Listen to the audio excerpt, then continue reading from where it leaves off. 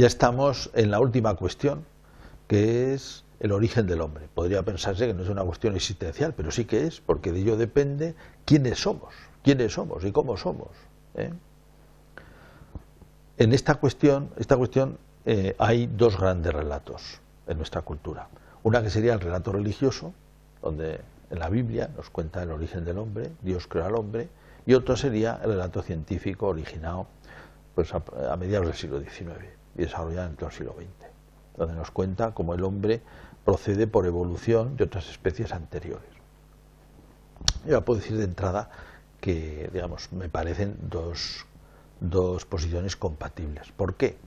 Pues porque el relato religioso es un relato de carácter simbólico y orientado a transmitir un mensaje religioso, que es fundamentalmente que Dios es el creador, que el hombre es imagen de Dios, que además que en esa relación ha habido un pecado, que en esa relación hay pecado, que también es el pecado de cada uno de nosotros, en esa relación, está unido a ese pecado, y que, digamos, al mismo tiempo Dios nos quiere salvar. Esas relaciones forma parte del drama humano en la historia, y ese es el centro de la revelación de lo que quiere decir el texto bíblico, ¿no? Mientras que el otro es un texto de carácter científico, nacido de unas observaciones que después repasaremos. Este tema ha adquirido, este debate, un cierto dramatismo, sobre todo en Estados Unidos, pero un dramatismo un poquito deformado, porque a veces hay posiciones que que defienden una interpretación demasiado literal de la Biblia, aunque cuando el relato es simbólico, no admite solo una interpretación literal, y entonces incluso se aferran a los tiempos de que habla la Biblia, que son un poco sacados de un poquito colateralmente, ¿no? Mientras que otros convierten, desde el punto de vista científico, lo que es una observaciones científicas en una especie de ideología para defender que los hombres somos pura materia. Bien, naturalmente esto produce una colisión cultural, porque es muy distinto pensar que somos hijos de Dios, imágenes de Dios, a pensar que somos unos seres nacidos por casualidad, digamos, y sin ningún sentido en este mundo. Bueno, pero vayamos por partes. Al acercarnos al tema de la evolución, interesa distinguir lo que son los datos, lo que son las interpretaciones, que es cómo se ha producido la evolución, la descripción de la evolución, y después ideología, que se han podido salir de esto, como esta ideología materialista, que ya es un extrapolar esto, ¿no? Bien, los datos. Los datos que tenemos sobre la evolución son principalmente de dos tipos. Uno, el registro fósil, que es por un lado muy abundante y por otro lado muy roto, vamos a decir, como un puzzle al que le faltan muchísimas piezas. Tenemos muchas piezas, pero claro, el puzzle es tan grande que en fin, que son muy difíciles de colocar bien las piezas y desde luego no tenemos un panorama entero. Ahora, tenemos un panorama suficiente para darnos cuenta, como ya se dieron cuenta en el siglo XIX, y eso ha aumentado, que claro, han existido unas especies que no existen, pero que son parecidas. Algunas sí, algunos han permanecido, pero muchas no. Muchas que existían no existen, y estas que existen no existían, o por lo menos no tenemos testimonio de ellas, ¿no? O el testimonio que tenemos son otras parecidas que, bueno, parece que han venido de allí. De manera que el registro fósil, aun siendo muy fragmentario, es al mismo tiempo muy elocuente. Es fragmentario porque las condiciones en las que se produce un fósil son muy excepcionales. No podemos entrar ahora en eso. Y también las condiciones en las que se encuentran los fósiles. Pues hay que pensar que constantemente hay sedimentos, el tiempo produce sedimentos, y claro, si un fósil queda a 40 metros no aparece nunca. Solo aparecen en algunos sitios donde está cortado, donde han aparecido, se ha movido el terreno, etcétera. Y claro, eso hace que el espectro, que el plano que tenemos del registro fósil sea muy fragmentario, pero es muy elocuente. Grupo de datos. El segundo grupo de datos viene más bien de la biología. La biología quiere decir, sobre todo, de la morfología comparada, de la comparación entre los animales, de cómo es la fisiología animal comparada, cómo es, y también toda la anatomía, fisiología y anatomía. Bueno, y se observan parecidos asombrosos, que hacen pensar, que ya desde hace mucho tiempo, en clasificaciones y en dependencias. Y esto quedará mucho más confirmado en la medida en que tengamos un mayor conocimiento del ADN de cada especie. se han mapeado los ADNs de algunas especies, pocas, pero eso permite comparaciones. Claro, llegará un momento en que se podrán comparar mucho mejor y, digamos, demostrar las dependencias de unas y otras y los cambios, probablemente. Incluso nos dé alguna pista sobre cómo se han producido los cambios, en concreto ya.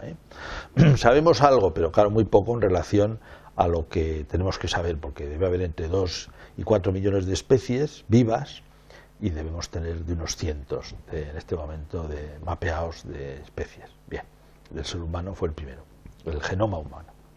Bueno, de manera que estos dos tipos de datos nos ofrecen una conclusión, que es casi seguro, bueno, casi seguro no, se puede considerar probado que ha habido una evolución, porque es la explicación más sencilla, más abarcante, más clara para esto que vemos.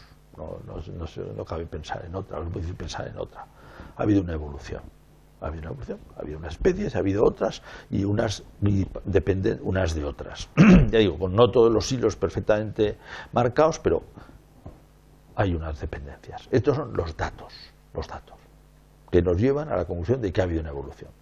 Después está el segundo paso, es la explicación. ¿Cómo se ha producido la evolución?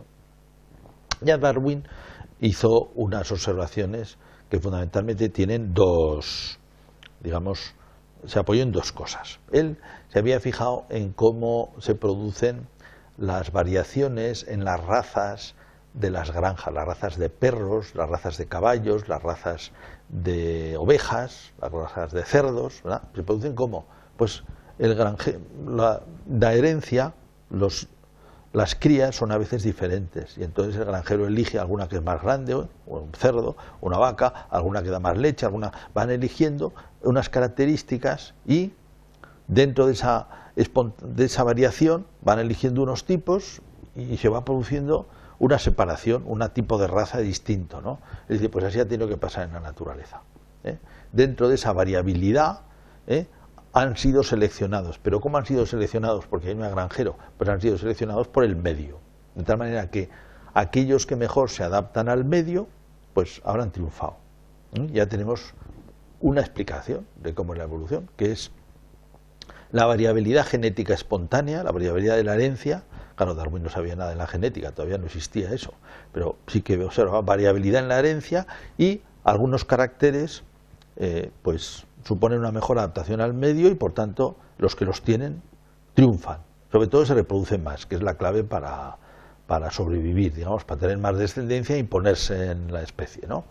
Que se reproduzca más, o porque son más atractivos, o porque son más fuertes y derrotan a los contrarios, porque comen mejor, etcétera. Cualquier característica de estas son digamos, las dos patas en las que hoy se sostiene la teoría de la evolución. Mejorada porque Darwin, decíamos, no sabía genética, pero hoy sí se sabe, ¿no? De manera que se piensa cómo ha podido ser esto. Variabilidad espontánea, selección de los mejor adaptados, ¿no?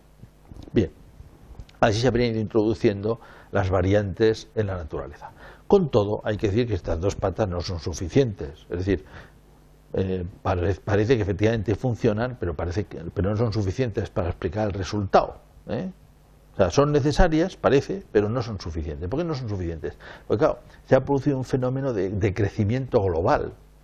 Desde la primera célula, que ya es un misterio cómo se produjo, hasta los mamíferos.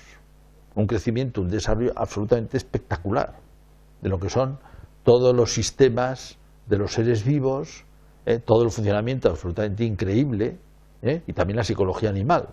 Digamos, todo esto supone un desarrollo increíble que es difícil explicar que se haya producido solamente por casualidad, espontáneamente. Sí que observamos espontáneamente, digamos, claro, lo que pasa en las granjas. Este puede ser más grueso, este puede ser más flaco, este puede ser más fuerte, este puede tener un pico más grande. Bien, esas variaciones, digamos, dentro de un plano no parecen tener problema, pero claro, es que lo que se observa en el conjunto de la naturaleza es un crecimiento espectacular de la complejidad, también de propiedades nuevas, de la emergencia de propiedades nuevas. Esto de tal manera que el relato científico cada vez se parece más a un cuento de hadas. Si no fuera un relato científico, diríamos un cuento de hadas.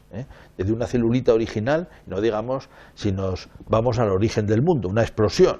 La explosión con todo el desarrollo material tremendo y astronómico, digamos, a la primera célula, y la primera célula todo el desarrollo de la vida. Espectacular, absolutamente, ¿no? Claro, esto es lo que hace también que para un creyente, digamos, fácilmente esté viendo en ese proceso a Dios. No porque lo esté haciendo todo directamente, porque Dios da también a la naturaleza una capacidad, unas capacidades de desarrollo, ¿eh? De tal manera que por eso decía al principio que no veo yo ninguna incompatibilidad entre el relato religioso y el relato científico. Sí que hay incompatibilidad con lo que podría ser una ideología materialista, el que defiende que solamente, digamos, el ser humano o el conjunto de la naturaleza es materia evolucionada por pura casualidad. Claro, pero esto ni explica el crecimiento espectacular de las propiedades, ni explica, no se puede explicar. Digo, no, se han producido por casualidad, pero ¿cómo se han producido? ¿Cómo puede ser el ADN una cosa tan milagrosa, no? ¿Quién ha pensado el ADN, no? Sería la cuestión, ¿no? ¿De dónde ha salido esto, no? No digamos nada si nos retrotraemos a la explosión original. Bueno, esto es un cuento de hadas, digo, necesita una explicación mejor, ¿eh? La pura posición materialista te lleva a que esto quede bien explicado y también a que el ser humano quede sin dignidad, porque se convierte en un producto aleatorio con todas sus cualidades que se han producido simplemente por adaptación al medio. Hay quien dice incluso que lo mismo que unas amebas han desarrollado un flagelo para poderse mover, un pelito para poderse mover en los líquidos, pues el ser humano ha desarrollado la inteligencia por pura casualidad. Claro, esto al final no es aceptable, ¿no? Intelectualmente no es aceptable. De la manera que queda un misterio. Para los cristianos no es ningún problema que el ser humano haya podido tener un origen animal en el cuerpo, ¿eh? Pero también, diríamos, defendemos que ha habido un salto de calidad. El ser humano es imagen de Dios y hay que explicar ese fenómeno tan misterioso que nos ha salido estos días de la inteligencia, de la libertad, ¿no? Fenómenos que no parece que puedan proceder de ninguna manera de la materia y que no los encontramos en los animales tampoco, ¿eh?